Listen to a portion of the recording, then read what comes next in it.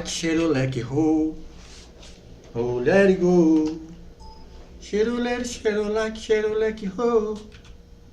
Xerolero, like, xeroleque, ho. Olá, meu aluno. Estou aqui eu de novo. Peraí que tem um trem na tela aqui. Sai. Isso. Estou eu aqui de novo para dar continuidade ao estudo da Lei 11.091 de 2005. Na aula passada a gente parou na leitura daqueles 10 princípios e diretrizes que a gestão do cargo do plano de carreira deverá observar. Beleza. Agora a gente vai analisar detalhadamente cada um deles. Tá ok? Tá ok. A gente tem aquele quadro virtual ali, tá logo do lado, a gente vai para ele já já.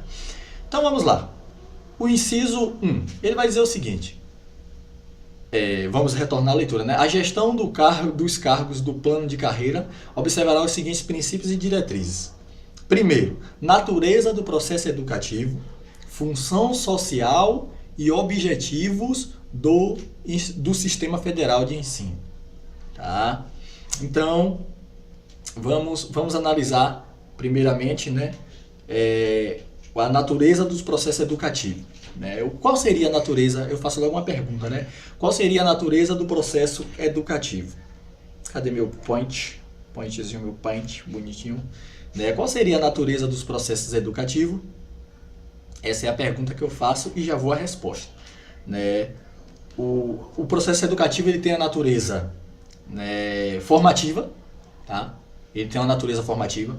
Ele vai vir com o sentido de formar para a cidadania, formar para a convivência social, formar para o convívio em sociedade de forma harmoniosa, dialogar com as diferenças, respeitar, sobretudo, essas diferenças.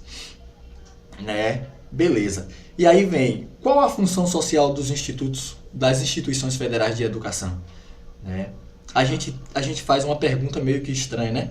É obter lucros? Não, a gente sabe que não é. Não é obter lucro. Tá?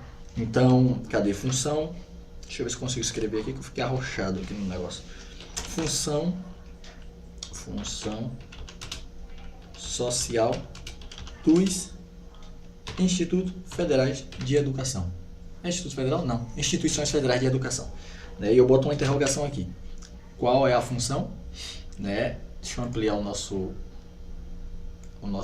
quadro virtual. Então, a função social dos institutos, primeiramente, não é obter lucro, a gente sabe disso. Tá? A função é atender a comunidade que ele está inserido, zelar pela educação dessa comunidade. A função primordial, a função social da Instituição Federal de Educação é educar pessoas. Então, essa é a função. E aí, quais seriam os objetivos? Quais são os objetivos das instituições federais de ensino? Você lembra lá da Lei 11.892 de 2008? Lá tem uma lista de objetivos da instituição. Tá?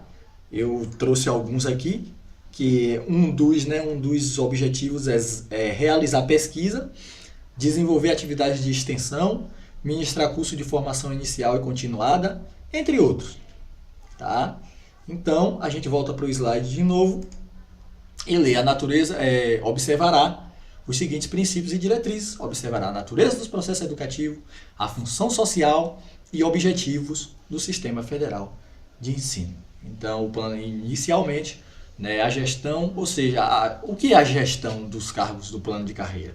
Alguém dentro da Instituição Federal de Educação, alguém vai estar lá responsável para observar esse plano de carreira, para executar, fazer cumprir o que está estabelecido no plano de carreira dos servidores.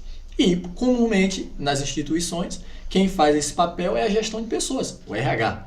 Tá? Então, esse RH, ele vai observar, esses princípios aí, a natureza do processo educativo, que a gente já falou, que vem com qual é a natureza formativa, uma natureza de formar para a cidadania, convivência social, tá? A função social dos institutos, ele fala também da função social do instituto, vai ter que observar que o instituto ele vem não para ter lucro, a Instituição Federal de Educação ela vem com a intenção de zelar pela educação da comunidade que ela está inserida, tá? Ela vem na intenção de educar as pessoas que são seu público-alvo, beleza?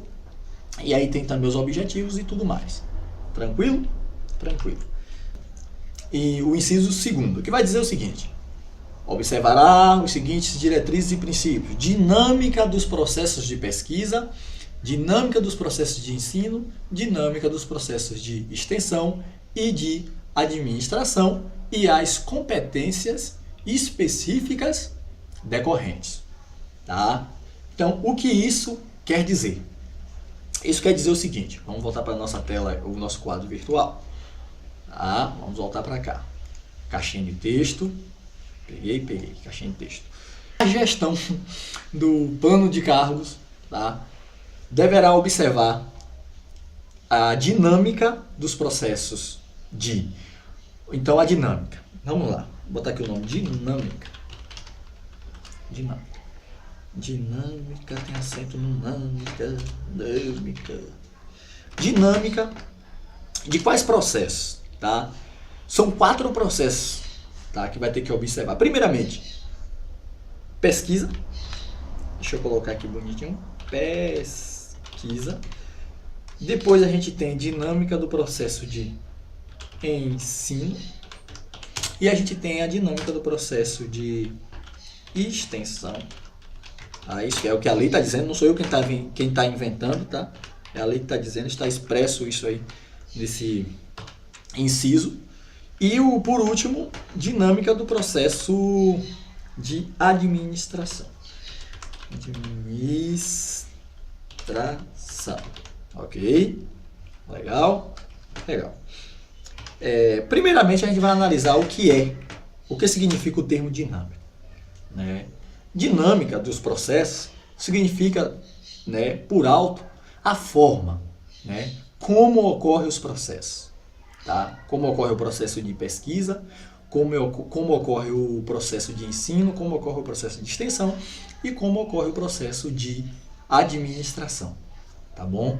Então, a gestão do plano de cargos, tá, deverá observar a dinâmica dos processos de pesquisa, a dinâmica do processo de ensino, a dinâmica do processo de extensão e de administração, tá bom? A própria lei ela já vai assegurar isso. E eu acho que até é um pouco desnecessário, né? Porque isso já é quase que o óbvio. Mas está escrito, a gente traz aqui para discutir, tá? Ela vai ter que observar a forma como ocorrem os processos de pesquisa, tá? Ela tem que observar a forma como ocorre, né, o processo de ensino, o processo de extensão, tá? O processo de administração. Tranquilo? Tranquilo. Volta para o slide de novo. A gente vai lá e vem cá. Você já deve estar chateado com isso aí, do vai e volta, né? Não fique chateado, não. O próximo é a qualidade do processo de trabalho, tá? Você entende, né? Você entende que dentro de uma organização, dentro de uma instituição de educação, existem servidores das diversas áreas do conhecimento, né? Tem um pedagogo, tem um nutricionista, né? Vai ter o administrador, vai ter o da tecnologia, da informática e tudo mais, tá? O trabalho de cada um, né, de cada área dessa daí segue, né, uma rotina, uma determinada dinâmica, tá? Tem uma determinada forma para acontecer, tá? E isso essa legislação, essa lei 11.091, ela vai assegurar que haja uma qualidade no decorrer desse processo, tá? Isso nada mais é do que uma garantia de que não haja, né, trabalho desumano, né? Aqui deixa eu colocar aqui inciso 3, né? Vai ser como se fosse uma garantia para que não haja trabalho, né, trabalho desumano, tá?